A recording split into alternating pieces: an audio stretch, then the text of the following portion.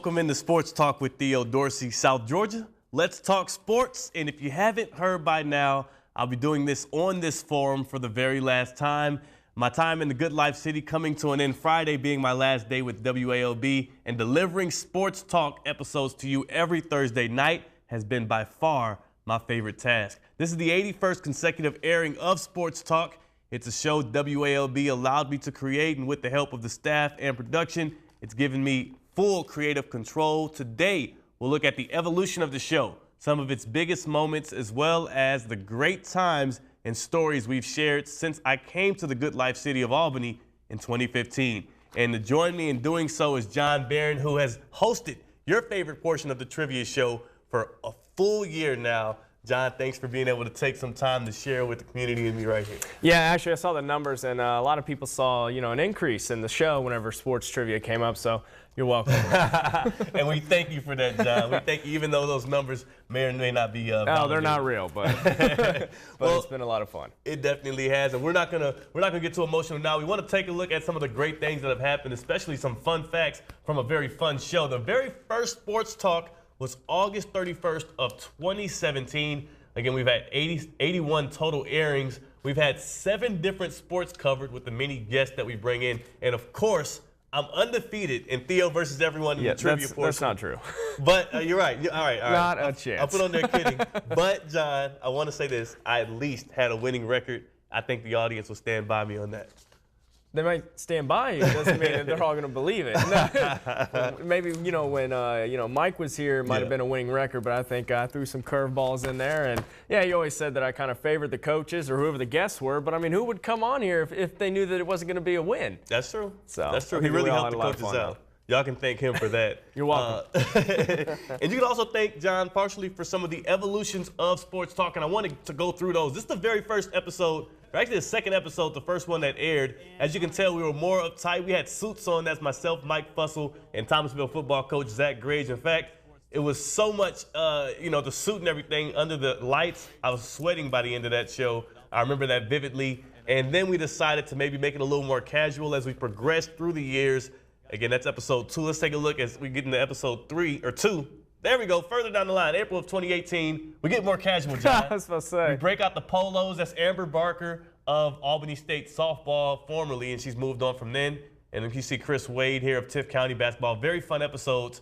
Polos, we're casual. And then, boom, we really upgraded. This is when it got big time. August 2018, we popped out the chairs. Yeah, absolutely. And we're enjoying that right now. Well, I was supposed to say, I feel comfortable. Yeah, you feel that? Yeah, I think that's what everybody does. They, when they watch sports, they feel comfortable. They feel relaxed. The everyday, struggles is something that they watch Sports Talk, and they get the opportunity to hear a little bit more from some of South Georgia's coaches and fans and players. Yeah. I get to know them a little bit more, especially around the community, and I think that's exactly what the polos and chairs kind of do, get people to feel a little more comfortable. I mean, watching that first one, I kind of felt uptight. Yeah, I was kind of like, oh, man, I'm glad that we got rid of that. I would have been uncomfortable wearing that. It's okay. You don't have to say that much. It was my idea, John. Oh, it's all good, man. It was, a lot of good ideas. That one. That one didn't go over so well. Well, where the idea of Sports Talk kind of got conceived, we were talking about some programming we could do, and I've always wanted to have my own show. I got an opportunity to do it in college at Hampton University,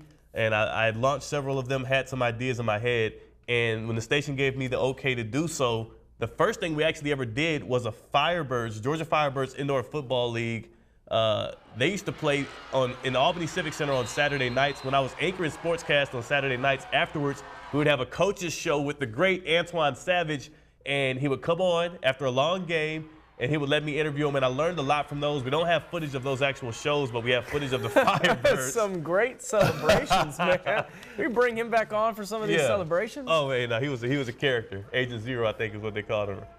Great team, great fun, and I learned a lot because I learned a lot of my live interviewing skills, and Antoine Savage was always a great guest to have on. We broke down footage, fun times, and that was kind of where we got the origin of some of that from. And then from there, we launched Sports Talk, and John, as you know, we've had several different coaches that have all kind of different, personalities and whatnot. Over 50 have graced the studios here in Albany. John, who was your favorite coach And mind you, you still have to be here. So when you I was going to say, why don't I go ahead and say South Georgia? I love all our coaches because you guys have been showing us a lot of love, especially whenever it comes to those interviews and those opportunities to talk to some of those players and those coaches. I will say that I love all South Georgia, but definitely I think one of the best times we had was one of the more recent ones that we had with I think it was Deerfield Windsor's basketball coaches, the new ones. Yeah, we had a great time with them. They came in right off the jump, were relaxed, great guys, and had a good time. And I think it was just fun because, as you saw from one of the beginning videos, we just had a great time. But also another one, as you see right there, Scott Hemming's always a great guy, bringing in some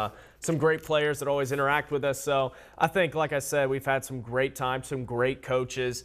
And it's always a lot of fun when everybody has fun and participates. It's been great. I think from Buddy Nobles, I've had some trivia challenges with him where me and him have gone head-to-head. Coach said going up against him and his assistant. Yeah, who was it? Leroy Hood, I think it was, that put his elbow on the table. Oh, no, that was Dondro Pinkins of Pelham. He wanted to arm wrestle wanted to arm wrestle you when you told him the last score that you beat him by on Sports Talk. The second we brought the table out, he threw his arm on the table and said, all right, well then, let's go. Yeah. No, it gets. So that's how competitive it got towards, I think, one of the more recent videos when it came to trivia. Definitely, it gets real, and when people are watching online, when they see me talk a lot of trash, well, those coaches, they don't technically like that. They don't really like. You have to remember, a lot of these guys played college ball and have been coaching for a long time, so the testosterone is usually through the roof. So especially when you come in here and you tell them, yeah, I remember the last time I beat you, and they're like, yeah.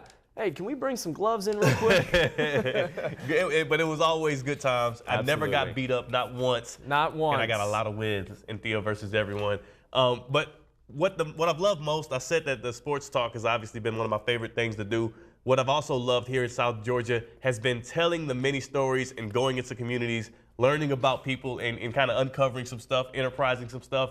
And I called in with a couple stories we're going to take a look at after the break. And I checked in with Michael Stevens, the football-loving kid who was living with a terminal disease, and Kirsten Crook, the former Fitzgerald star, who said I inspired her to take up journalism in college at the next level. An update on both of their journeys as I've talked to them on the phone today to see where they're at after the break.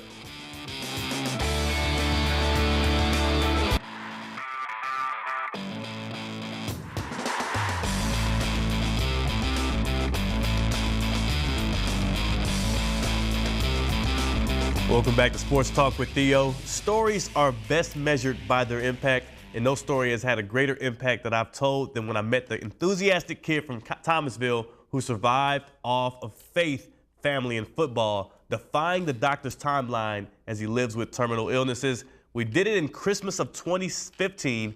It sparked the family being showered with love, gifts, and even NFL players stepping in to assist the Stevens family, like Albany native Ricardo Lockett did.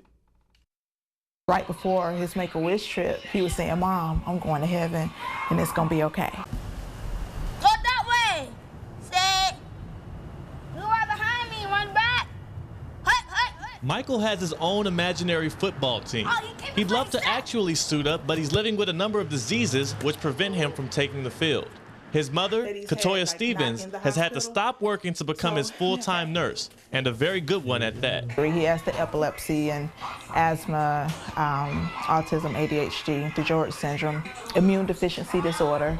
He has anemia disease, and with all of that comes the other issues like the heart problem. Issues that led to multiple unsuccessful heart surgeries for Michael. He just told me yesterday, he's like, Mom, I'm gonna fight. I'm gonna keep fighting for you. I don't want you to be sad. Be nice. Katoya lives for Michael to be happy as well, and more importantly, alive. Aside from her routine home care, she has to drive 3 hours to Atlanta for weekly medical visits. It's worth it, but it's not cheap. We just budget. We don't get to do like the extra, like Christmas. But Christmas came early for Michael, who was offered an amazing gift by the Texas Outlaws. The Little League football team invited Michael out to California for their national championship game last week and even left him with a prize. The game ball. But the real treat for Michael was watching his team play for the championship alongside Snoop Dogg. Snoop was talking up there, and Snoop talking, and I was like, really, bro? Really? After the emotional high of the championship, reality grounded the enthusiastic running back when he returned home. he will be spending his Christmas in Atlanta for yet another heart surgery. I don't want the people to put sharp things on me. I want him to give up because he's really, really scared about the surgery. He's scared. What will make you happy this Christmas? If I get out of the hospital. I've got some good news. 3 years later, and Michael is still with us. He had a 4-hour MRI this afternoon on his brain today at Texas Children's Hospital in Houston, where the Stevens now live. He just celebrated, though, his 13th birthday. Take a look at this. Next up for Michael is to get a feeding tube on the 26th. He's not as social and talkative as he once was. He was diagnosed with tics and Tourette's in January, but the good news is Mama Kay says he still watches and loves his football 24/7, and he's even picked up a new love in basketball. Now, there was a great reaction from the community back in 2015 when this story first ran, and if you care to send blessings to the Stevens, here's how. Their Cash App information is there at the bottom, but also you could send cards or gifts to his grandparents' house in Thomasville. The address right there. We'll leave it up for a few more seconds for you. Mrs. Stevens also told me to let you guys know the main thing she wants from you all is your prayers. Yeah, well, that's a great story. Glad to hear that he's doing well. Yep. Fitzgerald's girls basketball program is in their heyday. They're fresh off their best season to date and a second straight Final Four appearance that was ignited by the play of Kristen Crook, who graduated a year ago. She said Theo's stories while covering her as a Lady Cane inspired her to study mass communications in journalism. Here's the first story that sparked it all back in 2016. She's blazing fast on the track, and her skills on the court propelled Fitzgerald to their first ever winning season. Kirsten Crook is only a sophomore, yet she's taken Fitzgerald by storm right from the gun. Even more impressive, Crook picked up competitive cheerleading and football cheer, which means an off-season is just as foreign to her as failure. It's state, region cheerleading, and I'm running into basketball. After cheerleading practice, running to the gym, like tryouts. I missed tryouts like the last 2 years and had to make it up. Crook is the ultimate competitor. Her father sees it at every practice and game as a member of the Fitzgerald coaching staff. He had no problem quantifying just how bad Kirsten gets after it. From 1 to 10, it's definitely a level 10. She's one of the most competitive athletes or individual child I've ever met in my life. That drive has led to back-to-back region cheer championships, qualifying for state and track as a freshman, and averaging just under 15 points per game, propelling the Lady Canes to a 21-6 record. She's not just busy, she's busy being great. And not just athletically. Crook has straight A's and boasts a 4.2 GPA. Having a mother who helps organize and motivate doesn't hurt. And communication is key. We talk about what she has going on. We have a very intensive schedule of what everything that we have to do for the week. The support system I have is so strong. My grandparents, everybody. Her goal is to one day star in the WNBA, and she feels there's no hurdle she can't clear and no leap she will ever fear. Crook is a freshman at Talladega College, balancing mass communications and basketball. The team is in the NAIA National Championships in Montana. She started 13 games so far this year and has also gained some early experience in the mass comm department. Well, that's going to bring us to a point where we're going to go ahead and take it to the break. And after the break, we'll talk about this thing right here, an award that I feel like I didn't earn, but a school felt compelled to give me, and I'm very thankful for it.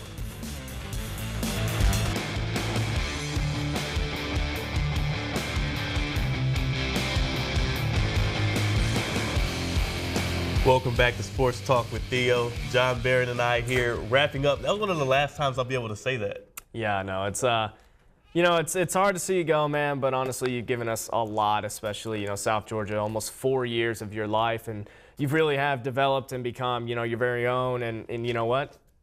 A lot of those high schools know it. They gave you some recognition. And I want to say something. So Wednesday morning, Calhoun County invited me out to come, and they told me the basketball teams will be involved and whatnot. And as you can see here, that's both coaches, the girls and boys coaches, presenting me with this award.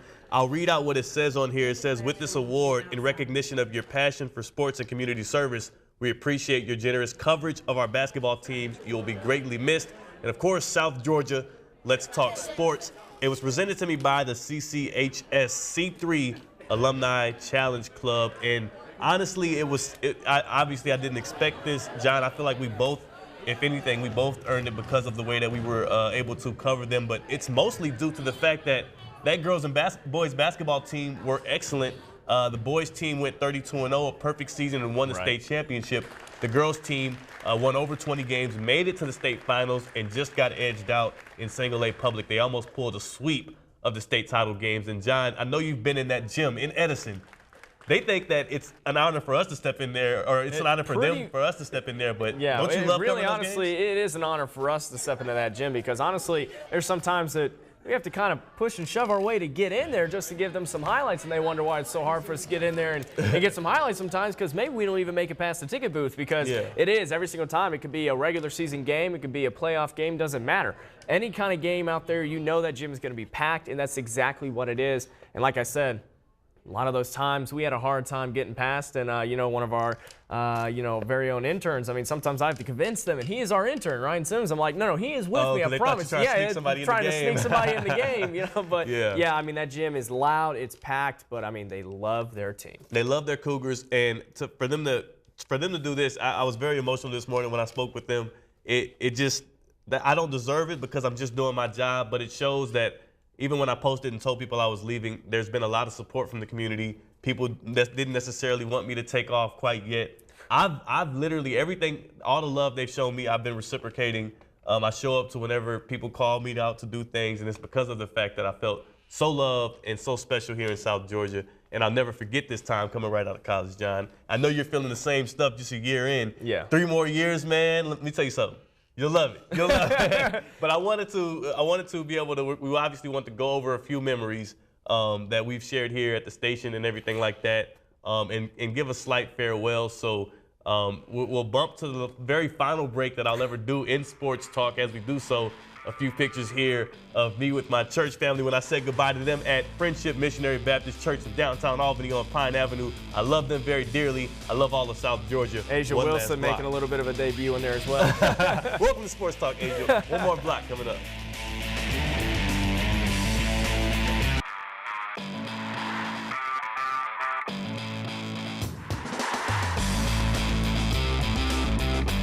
Welcome back into Sports Talk for the last time, ladies and gentlemen, Theo Dorsey. And it's been a pleasure, as we've said so many times throughout this entire segment, that he will be missed, and he's done so much for South Georgia. And really, honestly, I've got a little surprise for you. We've got some pictures and some videos that you and I have had, throughout the years. That's the first picture, believe it or not, that we took whenever we first got here. And there's the one that I was talking about that we were heading out to the Masters right there. That picture. That guy's car broke down, and we helped him move it up towards the hill. And we've had some great times, man. As you can see, the SEC special right here. That we've had some great times throughout the year, and I think my favorite picture is coming next. There it is. Ladies and gentlemen, I think it's 10-year-old Theo Dorsey right there having a great time. I think you're eating some Franken beans, the vegan, eating some Franken beans, I believe. And ladies and gentlemen, Theo Dorsey talks all the time about hitting the links and being an excellent golf player. Let's go ahead and look at this form. It is flawless. Look at this thing. Ready? And let's see where it goes. And those are practice swings. Wow, I think we forgot what sport we were doing right there. But as you can tell, we've shared a lot of laughs throughout the year, and it's sad and it's hard to say goodbye to you, man, because honestly, you've helped me grow in every aspect of this game. And I say game because honestly, that's kind of what it's felt like. It's felt like every time we go out there, it's not really a job. We've had nothing but laughs throughout the year. Nothing but laughs. We get to see Theo one last time. Franken beans right there, I believe. And it's been a lot of fun, man. And you know what? Honestly, I threw that video in there just because my God. I think that was the first time we went golfing. We went with Ben Roberts, and I think Ben was a little upset. He thought we were going to be a lot better than we really were, but we were not. He was disappointed. We were terrible. Oh, man. But it's been a lot of fun, man, and I honestly appreciate you for everything you've done. I appreciate you, man. And on that note, I wanted to give some thank yous. You mentioned Ben Roberts, one of the first people to mentor me. Him, Shannon Wiggins. I know everybody knows and loves her. They really kind of molded me into who I was when I was doing news on the night side. I thank you to, first and foremost, since we're here on Sports Talk, the staff and production that helps us put it on. Joe, who's been giving us time cues. Thank you, Joe. Mark, who makes all these graphics that look so great. Stan punching back there. We've had Neil, Tracy. We've had Logan on the prompter. Marcus has ran prompter for us here. Exactly. They make us look good sitting in these chairs. and putting these shows on for you. Everybody in the newsroom that I've worked with and related with, Jake Wallace, who was my former boss, and he taught me a lot of the ways and some of those things I was able to pass on. It's been a real pleasure. I have one last day, Friday. That's when I'll say my official goodbye, but I felt like I had to at least give some thank yous. Friendship, Missionary Baptist Church, Pastor Carl White, who's taken me in. Mount Zion Baptist Church, who took me in first when I got here, with Pastor Daniel Simmons. So many different people I can say love to and thanks. I know I'm missing a bunch, but at the very least, I want to say one last time on Sports Talk with Theo, South Georgia, let's talk sports. Big salute, and we'll see you later on.